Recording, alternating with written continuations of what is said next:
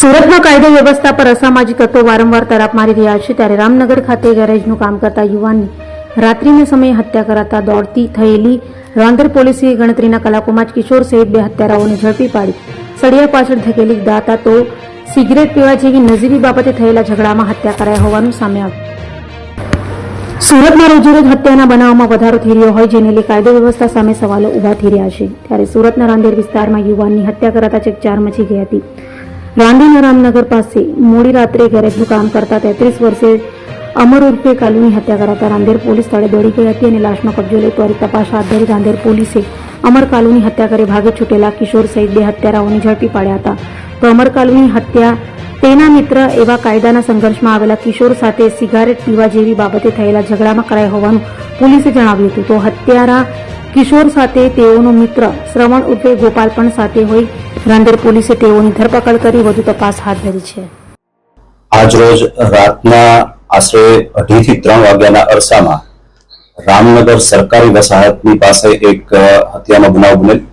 જે ઘટનાની જાણ થતા રાંદેર પોલીસ તેમજ ઝોન 5 વિસ્તારના અલગ અલગ પોલીસ સ્ટેશનોની વિવિધ ટીમો સાથે અધિકારીઓ સ્થળ પર પહોંચી ગઈ. ગુનો બનવાનું કારણ અને આરોપીની ઓળખ અને ધરપકડ માટે વિવિધ ટીમો બનાવી કાર્યવાહી કરવામાં આવેલી. જે બાદ ગણતરીના કલાકોમાં 2 આરોપીની ધરપકડ કરવામાં આવેલ છે અને કાયદેસર કાર્યવાહી હાથ ધરવામાં આવેલ છે. સમગ્ર બનાવ જે છે એ સાંજના અરસામાં મૃતક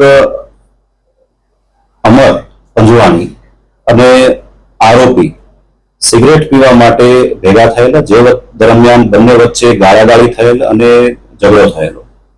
જેનું મન દુઃખ રાખી આ ઘટનાનો મુખ્ય આરોપી, જે કાયદાના સંઘર્ષમાં આવેલ કિશોર છે, તેણે રાત્રે ઘરે જઈ અને પોતાની સાથે એક ચપ્પુ રાખેલું, જે ઘરમાં વપરાશનું સામાન્ય રીતે વપરાતું હોય છે, એ ચપ્પુ પોતાની સાથે રાખી અને બહાર નીકળેલો. અને આ ગુનામાં સહ આરોપી તરીકે જે સામેલ છે તે સંઘર્ષમાં આવેલ કિશોરના મિત્ર શ્રવણ ઉર્ફે ગોપાલને પોતે સાથે રાખી ફરીથી સિગરેટ પીવા જવા માટેની વાત કરેલી. અને આ શ્રવણ મારફતે જ તે મૃતક કાલુ પંજવાણીને સંપર્ક કરેલ હોવાની પ્રાથમિક હકીકત અત્યારે તપાસ દરમિયાન જણાયેલ છે. તેને બોલાવી ત્રણેય લોકો બાઇક પર રવાના થયેલ અને આ દરમિયાન જ બાઇક ચલાવવા બાબતમાં અને સિગરેટ પીવા બાબતમાં ફરીથી બંને વચ્ચે બોલાચાલી થયેલ, ઝઘડો થયો. અને ઝઘડાના પરિણામે જે ઘટના સ્થળ છે ત્યાં આરોપી દ્વારા પોતાની સાથે લાવેલું ચપ્પુનો એક ઘા મૃતકને મારી દેવામાં આવેલો, જે બાદ તેની મૃત્યુ નિપજેલું છે. અને આ સમગ્ર બનાવમાં સામેલ બંને આરોપી, જેમાં એક શ્રવણ ઉર્ફે ગોપાલ, જે ઉગત કેનાલ રોડ પાસેની ઝુંપડપટ્ટીમાં રહે છે, અને અન્ય જે છે એ કાયદાના સંઘર્ષમાં આવેલ કિશોર છે, તેની ધરપકડ કરવામાં આવેલ છે અને આગળની કાયદેસર કાર્યવાહી હાથ ધરવામાં આવેલ છે. સર, મૃતક શું કરે છે અને આરોપી શું કરે છે? મૃતકને રાંદેર વિસ્તારમાં 2-વ્હીલર ઓટો ગેરેજ ચલાવે છે અને એ રીતે પોતાનું ગુજરાન ચલાવતો હતો.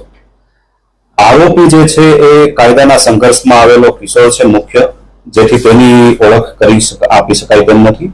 અન્ય જે સાથે રહેલ આરોપી છે તે એક જે ઇવેન્ટ મેનેજમેન્ટ છે તેમાં એક સામાન્ય જે નોકરી કરે છે અને એ રીતે પોતાનું ગુજરાન ચલાવે છે.